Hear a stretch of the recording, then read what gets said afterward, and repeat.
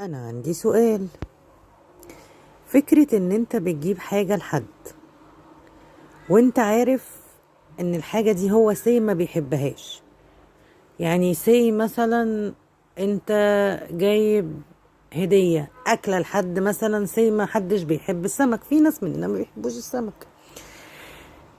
فانت بتجيب له الحاجة اللي هو ما بيحبهاش، وشايفها بالنسبة لك انت شخص بتحب السمك جدا، بس انت عارف ان انا ما بحبش السمك، فبتجيب لي الحاجة اللي انت بتحبها مش اللي انا بحبها، وبتقعد تقولي دي جميلة والله وواو وطعمها مثلا لذيذ، وده انا جايبها من محل الفلاني، ده انا دافع فيها دم قلبي. يا عم كل اللي انت بتقوله على عيني وراسي، بس انا ما بحبوش.